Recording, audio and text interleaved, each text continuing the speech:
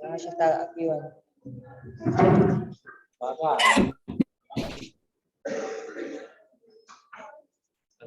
Kapan activado?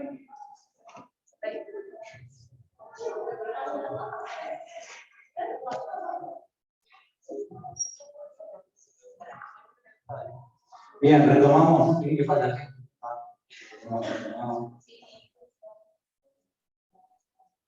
Bien, retomamos con la última ponencia de la tarde, de la primera jornada, que está a cargo del profesor y magíster Darwin Carballo. Y bueno, su ponencia se titula Sugerencias prácticas para aplicar los principios básicos de la geografía en el aula. Va a presentar su currículum la compañera Natalia. Buenas tardes a todos los invitados, a las profesoras, ¿no? Y a los compañeros y a todas las personas que están por Zoom acompañándonos en esta tarde. Es un placer para nosotros compartir esta jornada junto a ustedes. Y bueno, me toca presentar el siguiente ponente, que abordará sugerencias prácticas para aplicar los principios básicos de la geografía en el aula. Y estará a cargo del profesor de Geografía, magíster en Docencia de la Educación Media, diplomado superior en Currículum y Prácticas Escolares en Contexto, diplomado superior en Pedagogía de las Diferencias, diplomado superior en Enseñanzas de las Ciencias Sociales de la Historia, diplomado superior en Metodología de la Investigación, diplomado en Formación de Tutores de Tesis de Maestría, diplomado internacional de Pensadores del Sur de la Educación, Edgar Morin y Paulo Freire, estudiante del doctorado en Pensamiento Complejo, docente de Didáctica de la Educación Media y coordinador del curso de posgrado Didáctica de la Geografía, Darwin Carballo.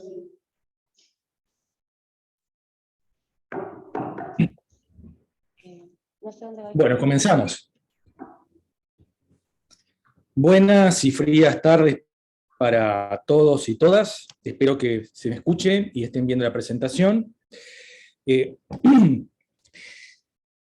Antes de comenzar, es para anunciarles que esta presentación está en sintonía con la presentación anterior, que es la de Marcela. Van a ver que hay muchísimos, diría yo, puntos de contacto y en contacto, sobre todo por una categoría que atravesó toda la charla de Marcela, que es el concepto de territorio, y que tiene que ver mucho con lo que vamos a trabajar o les voy a presentar en esta presentación.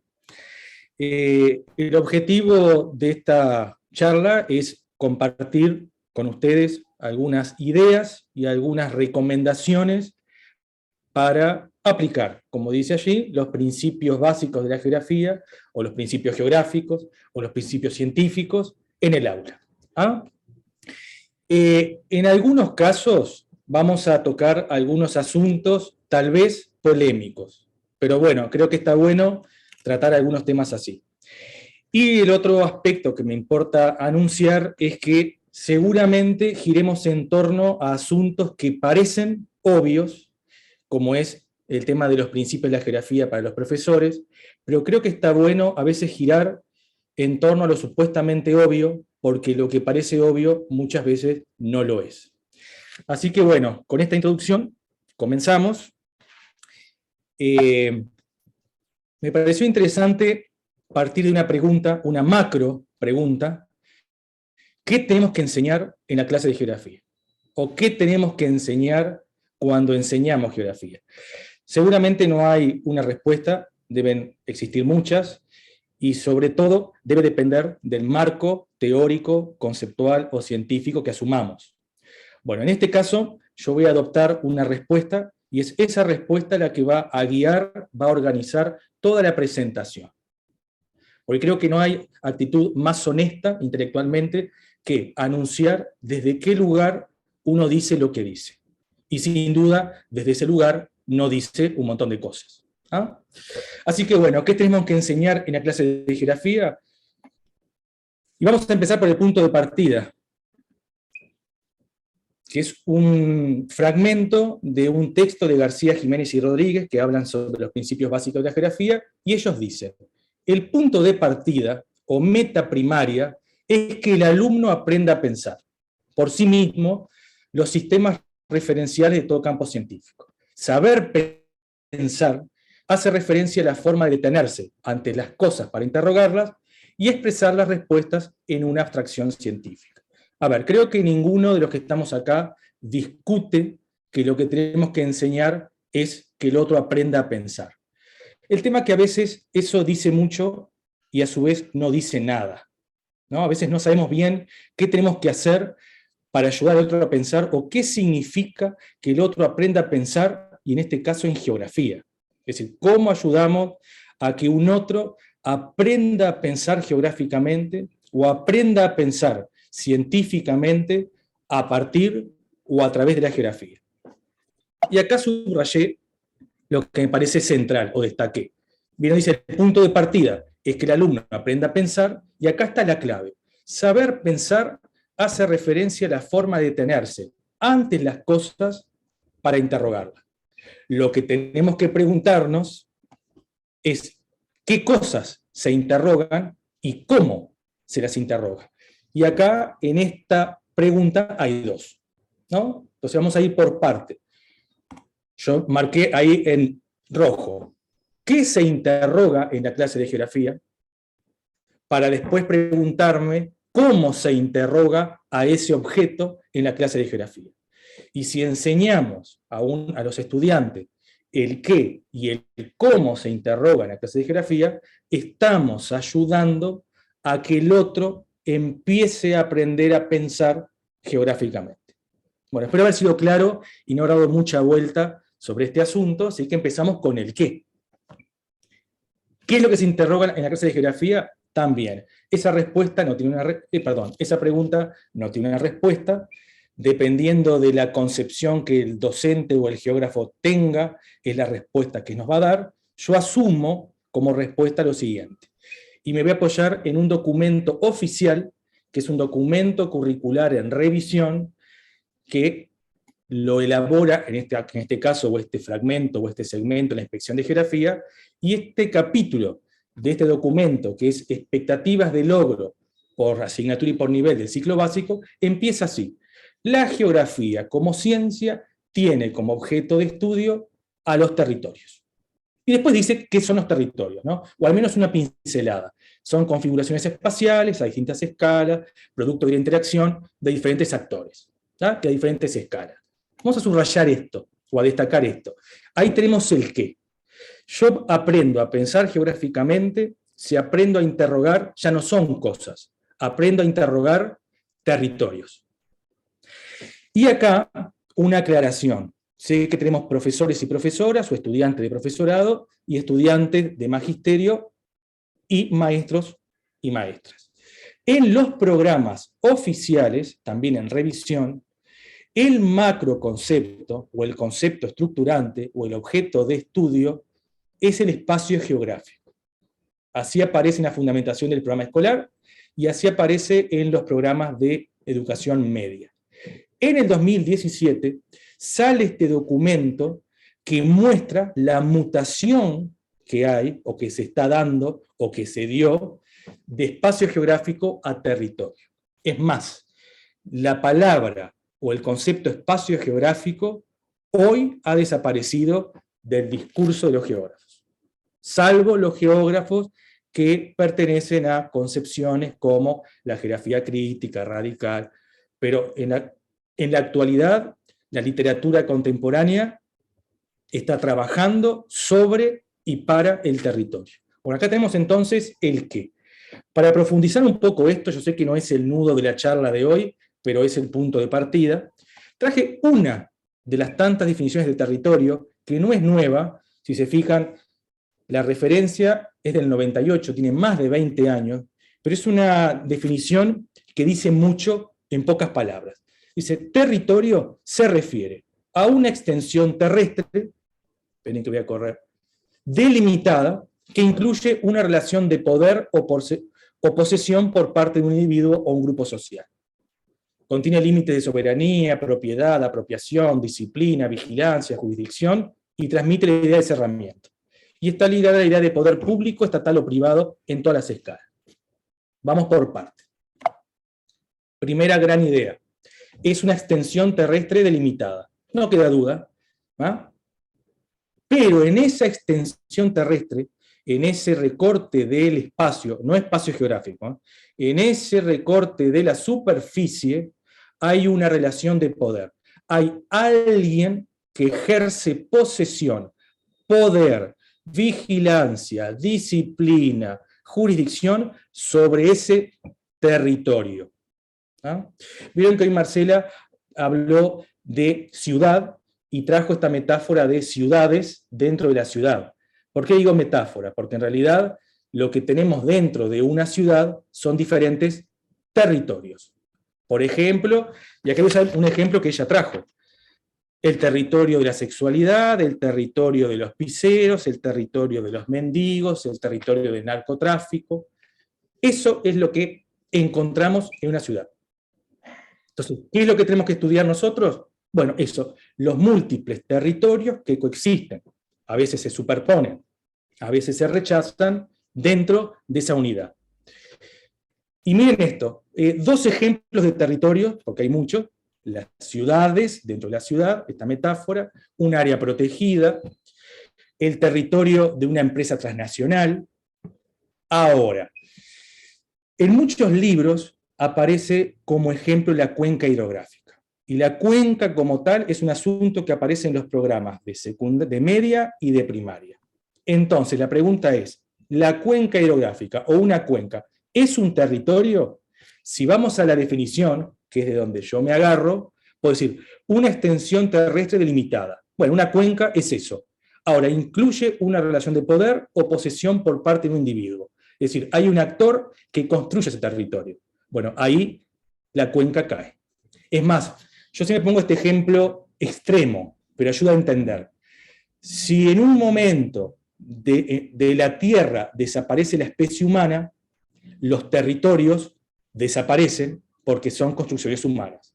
Las cuencas quedan. Y ahí tenemos el ejemplo de por qué la cuenca no es un ejemplo de territorio. ¿Ah? Otro asunto polémico, bioma. Bueno, cuando trabajamos los biomas, o trabajamos el tema la selva, o la selva amazónica, eso también es polémico, porque depende de la mirada, el enfoque. La selva o el bioma como tal no son territorios, son eso, son biomas.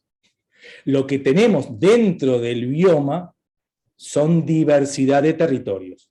Entonces la pregunta es, ¿estudiamos la selva como bioma o lo que hacemos es la selva como contenedor y analizamos qué territorios coexisten dentro de la selva? Y ahí encontramos los territorios de las empresas, los territorios de los grupos originarios, los territorios estatales, los territorios, y ahí tenemos un montón de territorios dentro del bioma, o dentro de una ciudad, o dentro de... Bueno, esto ayuda justamente a afinar el qué. ¿No? ¿Qué es lo que interrogamos los geógrafos? Son los territorios. Perdón que yo vuelva sobre esto porque hay que reafirmar esta idea, porque los programas muchas veces nos presentan temas y no territorios. Somos nosotros, manejando esta información, los que tenemos que decidir qué territorios trabajamos como caso de estudio dentro de ese tema. ¿Ah?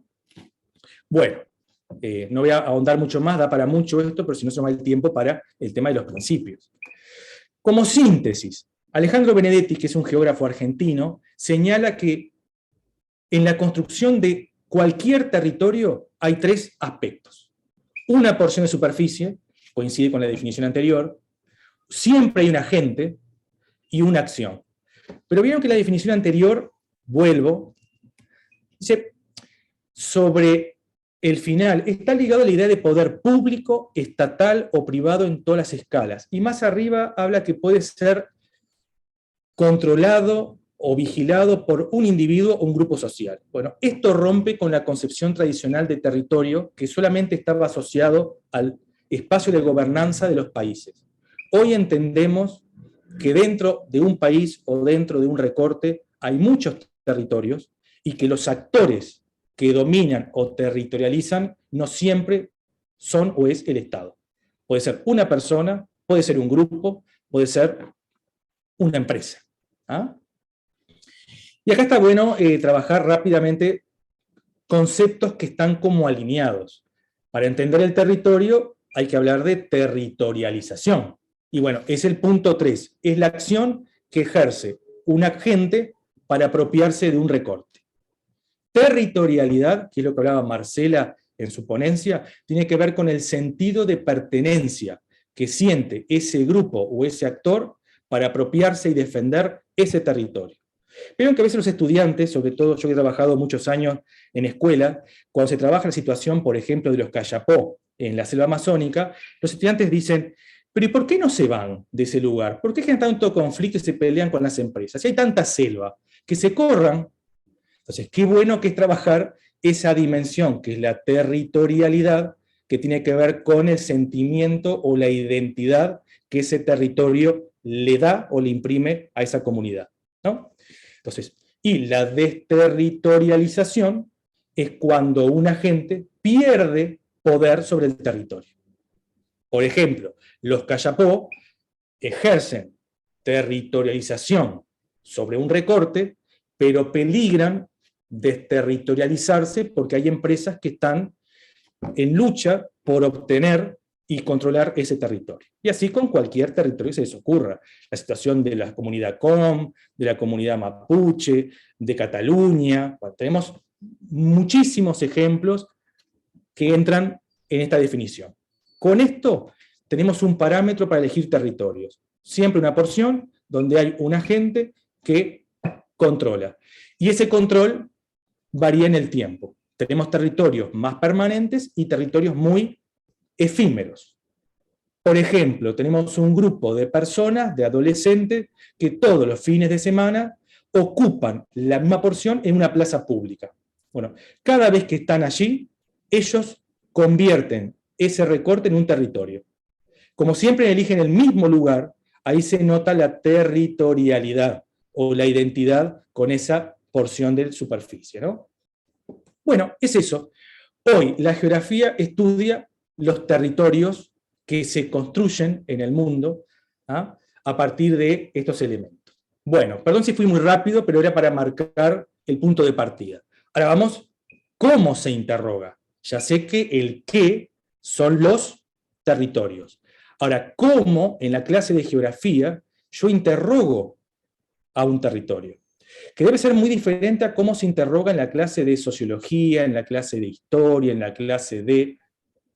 Y ahí ponemos otros ejemplos.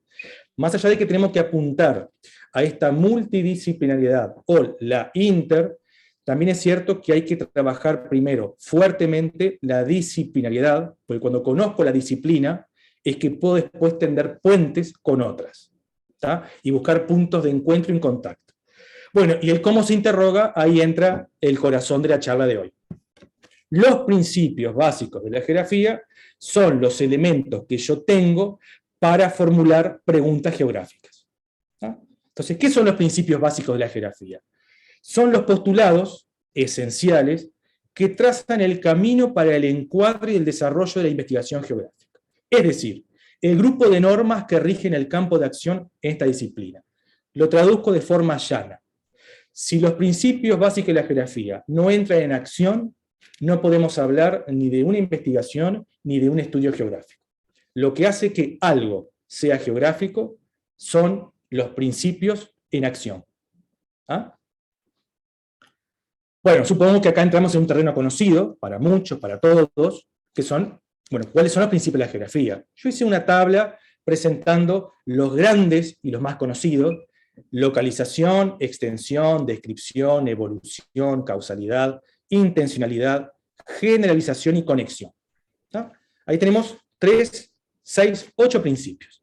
Para otros autores hay muchos más. Yo elegí los que en general todos coinciden que son los principios madres. Algunos son fundacionales, están desde el inicio, desde que la geografía como disciplina científica se instaura, y otros son como más nuevos. ¿Tá? Y hay uno que está aquí que ingresó hace muy poquito a la nómina de principios. Bueno, acá hay algunas preguntas, que materializan esos principios. Cuando yo trabajo el principio de localización, aparece cuando yo me pregunto, ¿dónde está ese territorio?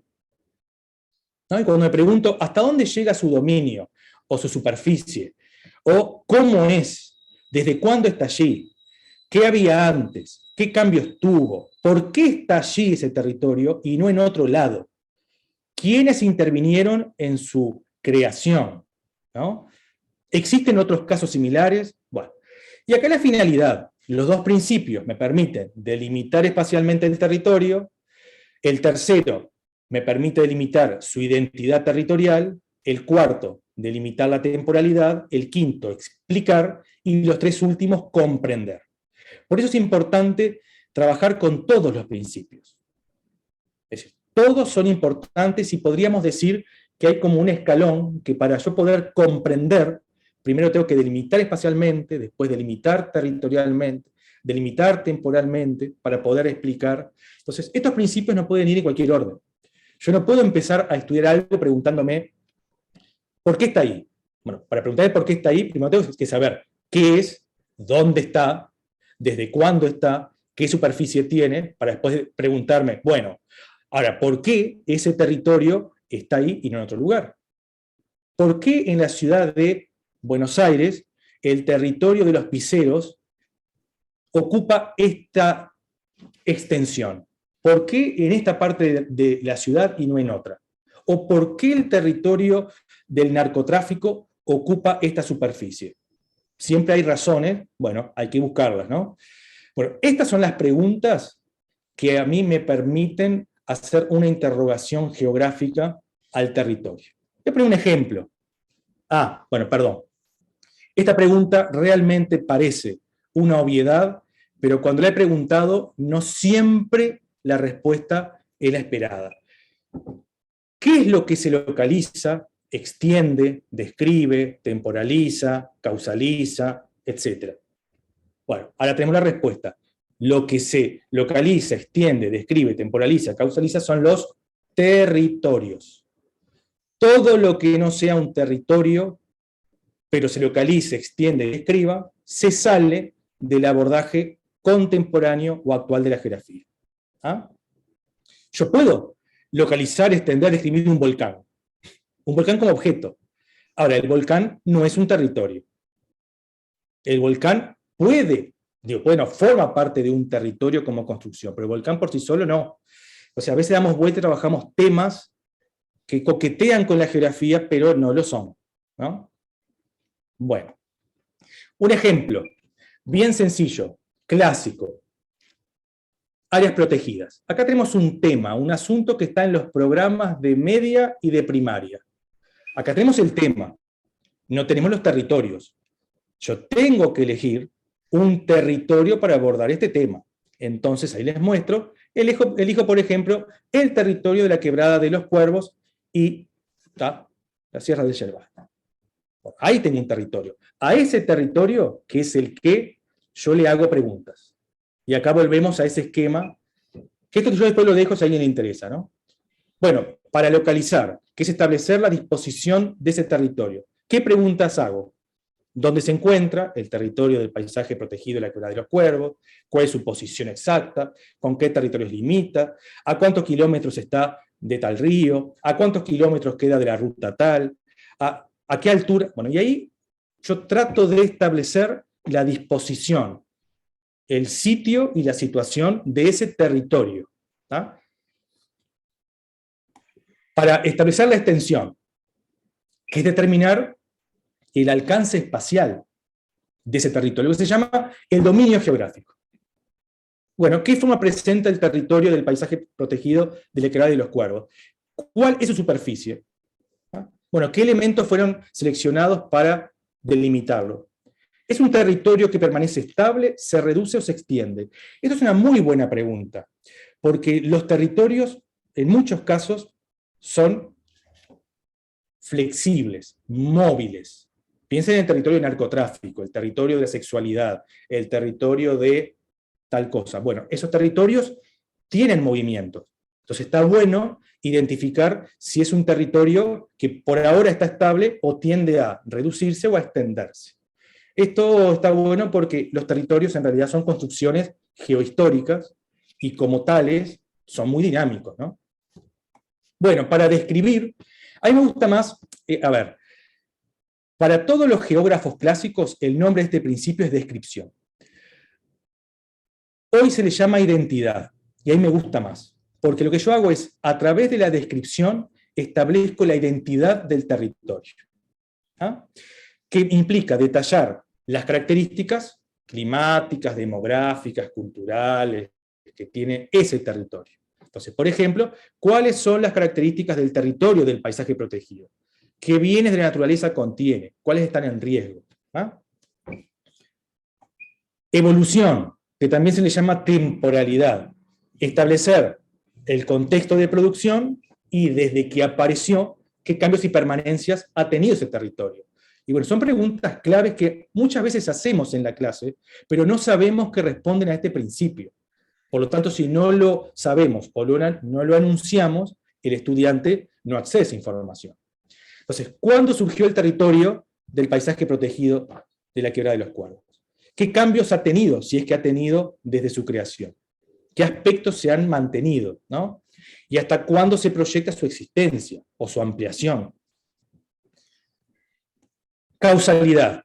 Bueno, esto implica establecer las múltiples causas o la explicación. La explicación es esto. Explicar en ciencias sociales es establecer las causas de un hecho, de un proceso, de un fenómeno.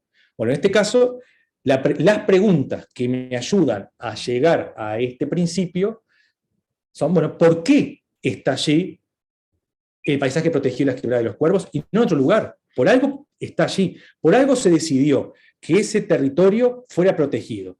Que puedo preguntar también, ¿protegido de quién? ¿Y por quién? ¿No? Bueno, ¿de qué tipo son las razones que explican esa creación? ¿Por qué tiene esa extensión territorial y no en otra? ¿Por qué se puede llegar a ampliar y no a reducir? O al revés, ¿por qué se reduce? ¿Ah? Los por qué. Intencionalidad. Este es un principio que entró recientemente a la nómina o a la familia de los principios, ¿no? Que es identificar los actores sociales que están involucrados en el caso de estudio. Vieron que la charla de Marcela puso mucho énfasis en los sujetos. Bueno, acá pasan a formar parte de un principio, que es interrogar al territorio sobre los sujetos, sobre quiénes tienen el dominio, quiénes ejercen vigilancia, quiénes fueron desterritorializados, quiénes están en conflicto, ¿no? Bueno, quiénes participaron en la creación del territorio de la Quebrada de los Cuervos, cómo intervinieron, cuáles fueron sus intereses, qué tipo de intereses hay detrás, cuál fue el papel del Estado, quién ejerce dominio hoy sobre ese territorio. ¿Tá? ¿Se imaginan que ustedes sacan esta foto del área protegida, ponen la imagen del territorio que ustedes quieren interrogar y después es cambiar Quebrada de los Cuervos por el nombre de ese territorio y las preguntas se mantienen como fijas, ¿no? Eso es lo bueno de los principios. Son una guía que permite formular las mismas preguntas a territorios distintos. ¿Ah?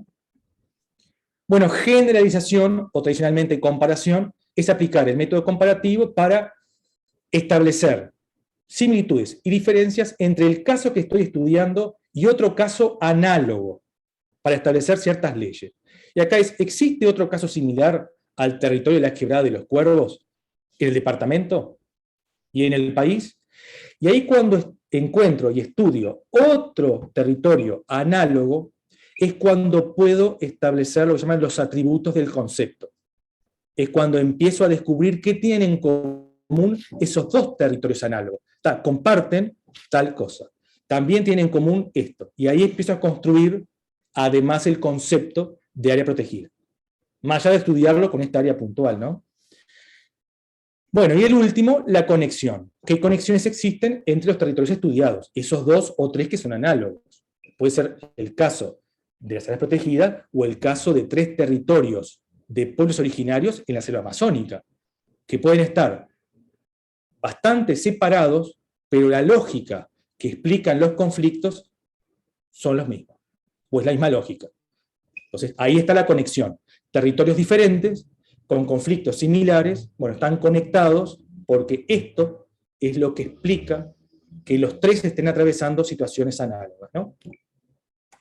Bueno, y para ir como ya por la última parte, perdón que voy volando, pero quiero aprovechar esta hora al máximo, no quede nada afuera. ¿Cuál es el alcance didáctico de todo esto? De trabajar el conjunto de los principios básicos, de conocerlos, de aplicarlos. Y lo dividí en dos niveles, o en dos planos, para el docente y para el estudiante. Para el docente, bueno, voy a empezar con un paréntesis. No queda duda que los docentes de geografía conocemos y usamos los principios, o deberíamos usar los principios básicos de la geografía como organizadores de las secuencias didácticas. Una secuencia didáctica de geografía es de geografía si son los principios los que organizan y ordenan la información. En geografía, las secuencias didácticas son con eje en los principios. Porque, justamente, si hay un territorio en la secuencia, pero no hay preguntas geográficas que traigan a los principios, bueno, esa secuencia es de dudosa geograficidad, ¿no? Entonces, los principios me aseguran que la secuencia es geográfica y además me permite organizar esa unidad o secuencia. Y acá un ejemplo. Yo tengo esta tabla que les mostré hoy, pero ahora con un agregado en la parte superior. Tema del programa. Y ahí pongo el tema. ¿Qué territorio selecciono como caso de estudio para ese tema? ¿Qué es el qué o cuál territorio? Y después que seleccioné el territorio para ese tema, empiezo a formular las preguntas. Y tal vez en esa secuencia didáctica lo que hago es un principio por actividad. Si son 8 principios, 8 actividades. Puede pasar que 2 principios actúen juntos. Entonces ahí pueden ser 7 actividades o 6, pero son los principios básicos de la geografía lo que marcan la organización de esta secuencia.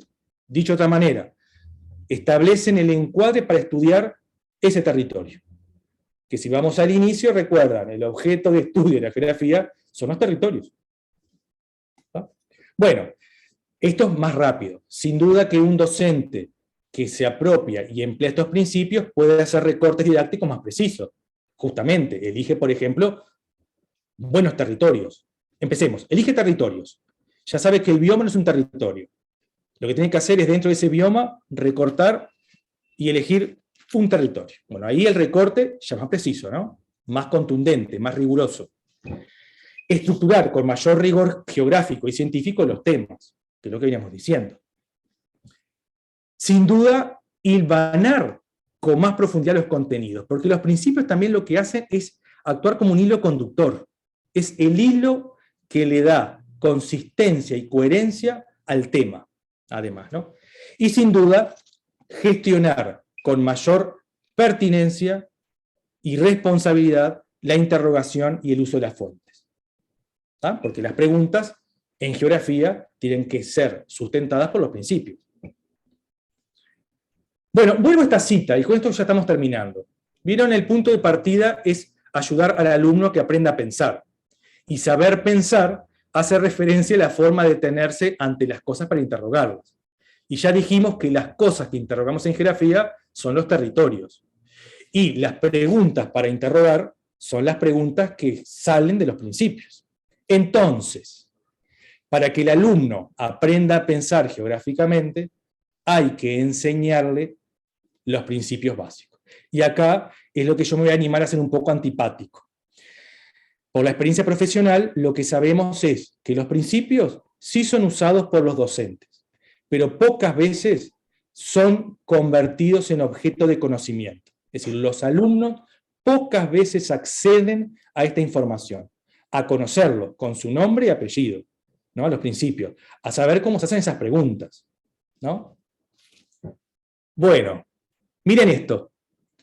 En este documento que les nombraba hoy oficial, donde están las expectativas de logro, un documento oficial, y donde están las expectativas por nivel para primero, segundo y tercero de educación media, yo recuadré y se plantea que los estudiantes como competencia deberían aprender a interpretar los territorios, y miren para primero, puede aplicar los principios geográficos, y ahí aparece cuáles. En segundo, aplica los principios geográficos, y en tercero, aplica los principios geográficos.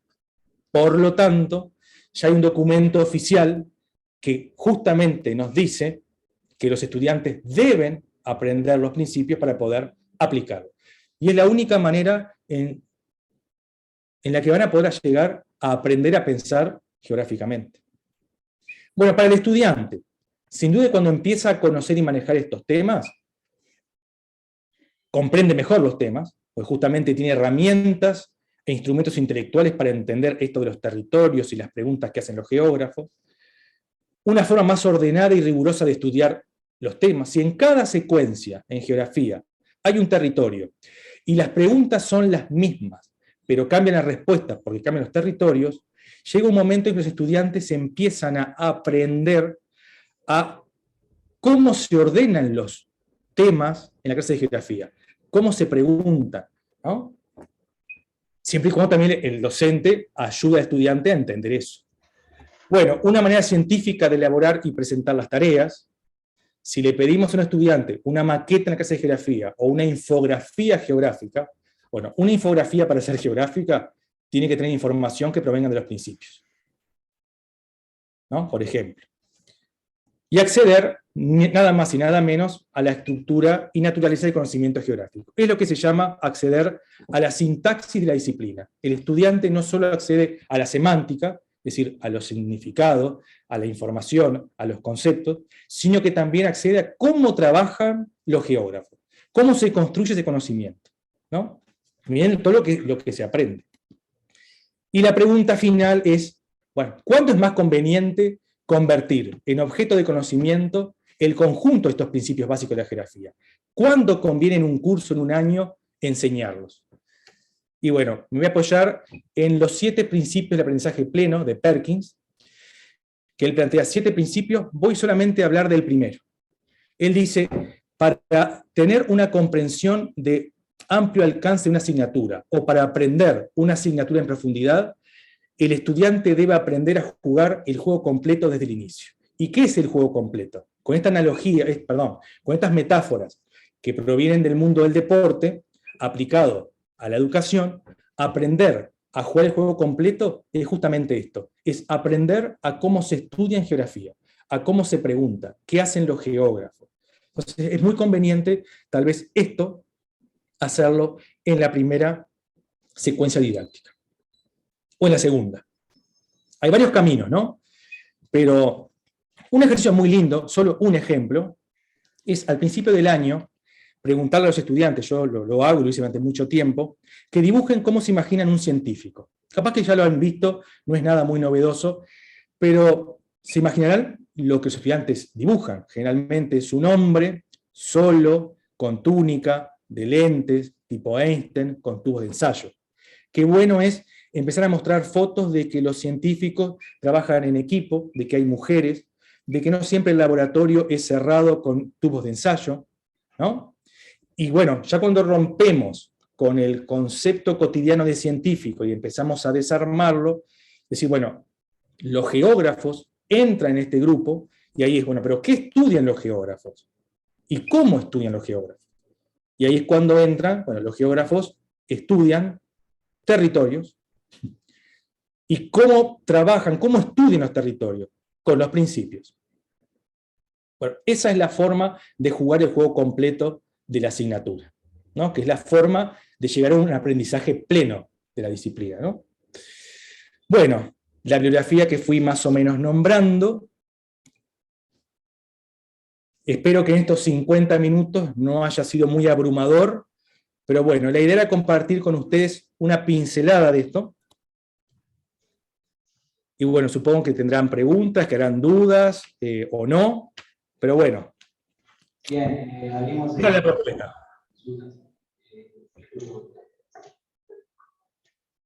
¿Consultas? Consultas o comentarios que quieran decir, o discrepancias con algunos aspectos de la charla, de los ejemplos, de las ideas. ¿Consultas? Yo tengo una consulta igual. A cámara,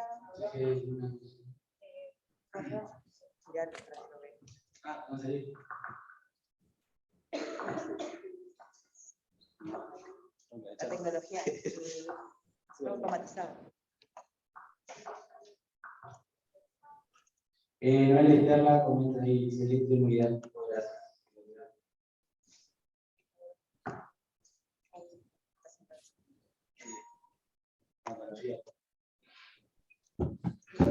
Bien, te voy diciendo,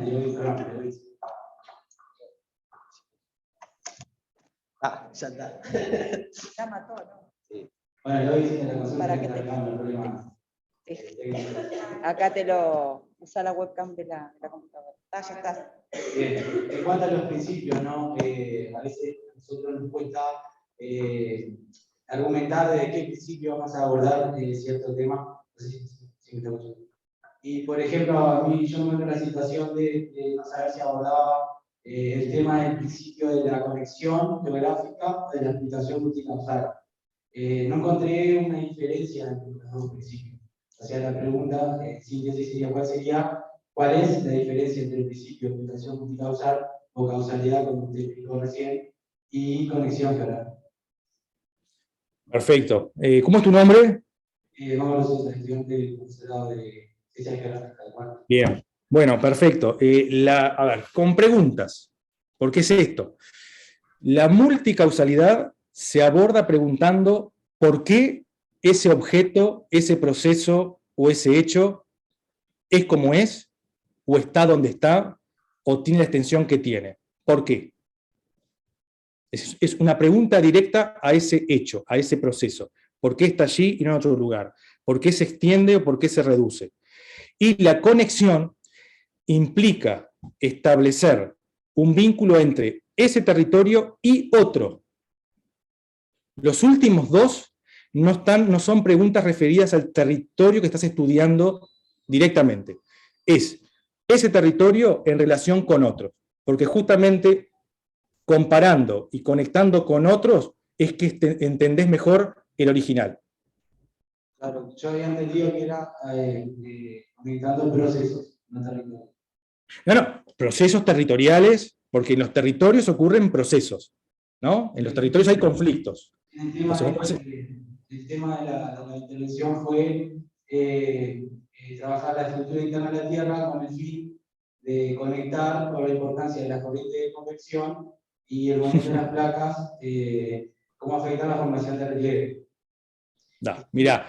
Lo argumentaba de la explicación causal, por qué se daba, o sea, la existencia de una montaña, por ejemplo, en un determinado territorio, tenía que ir a las placas tectónicas y también volver a relacionar con los procesos, por ejemplo, la edad de ese relieve, tiene menos edad, más joven. Y si tengo que conectarlo con otros procesos, también tengo que ir al proceso de la placa tectónica, la lógica interna del planeta y también a lo que son los procesos de elevación. Entonces ahí yo también me lo aprendí de esa manera y me encontraba la diferencia.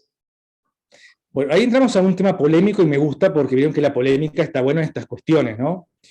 Yo creo que en las clases de geografía muchas veces enseñamos no geografía. Y nuestras clases son de geomorfología, de geología, de meteorología, y ahí tenemos un pequeño problema, ¿no? Cuando trabajamos clima o atmósfera. Bueno, ¿es una clase de geografía? Si vamos a esta definición que nos dice que el objeto de estudio son los territorios, y los territorios son recortes de la superficie, dominados, gestionados, vigilados por ciertos actores y en conflictos con otros, hay temas que no entran allí. Por ejemplo, esto de la dinámica de la corteza terrestre. Trabajar placas tectónicas como objeto en sí mismo es riesgoso, porque en realidad eso es lo que estudia la geología. Ahora, si yo elijo un territorio, como puede ser el de Japón, y como territorio, no territorios dentro de Japón, a Japón como territorio, y analizo cuáles son los riesgos ambientales que tiene ese territorio, bueno, ahí sí, lo que yo tengo que estudiar es las condiciones físicas, pero para explicar las características de ese territorio. No sé si entiende, parece una sutileza, pero muchas veces no lo es. Lo que nos falta a veces en los temas es conectarlo con un territorio. Yo trabajo atmósfera y trabajo atmósfera como un fin en sí mismo. Y no es que trabajo la atmósfera a través de un territorio. Y esa es la vuelta. Que esto no es fácil de resolverlo ahora sin una charla, ni 5 minutos, ni con una pulsa y está perfecto, lo entendí, es así. No, no. Esto lleva a pensarlo, a discutirlo, no conmigo. A veces se puede discutir en las salas, en el curso de didáctica, en un taller. Bueno, separamos lo que dijo Darwin. Darwin nos presentó materiales y una idea. Tomamos la idea, vamos a ir a algunos autores y ver qué hacemos con esto, ¿no? ¿Qué pasa con estos temas clásicos de tectónica de placas, de terremotos, volcanes? Sin duda son temas muy atractivos para los estudiantes. Pero me parece que muchas veces no le damos la mirada geográfica y queda una mirada más geológica. No es que esté mal. Si yo lo sé, está bien. No sé si por ahí va tu pregunta o... Sí, más o menos. Más o menos, más o menos. Después lo trabajamos con los profesores. Está muy bien. No, por favor. Una pregunta. Bueno, agradecerle a Darwin Carballo entonces por la ponencia y por ser parte de la jornada. Y bueno, le despedimos con un aplauso. Muchas gracias.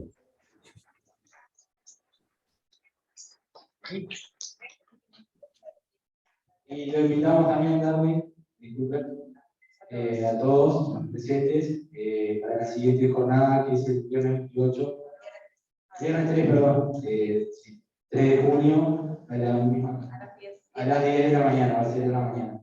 Bien. Y ahí Graciela García, que es una de las profesoras que organizaron, pasó el link para que, por constancia de asistencia, también al chat, con las dudas. Bien. Bueno, muchas gracias, nuevamente. Gracias, Darwin, y a todos por participar, a la Escuela 2, que vimos que hay una cantidad de maestras por allí también. Y bueno, los esperamos en las próximas jornadas. A todos, y bueno, exalumnos que están también por allí por Zoom, y profesores, colegas, muchas gracias por la asistencia y los esperamos. No, gracias por venir.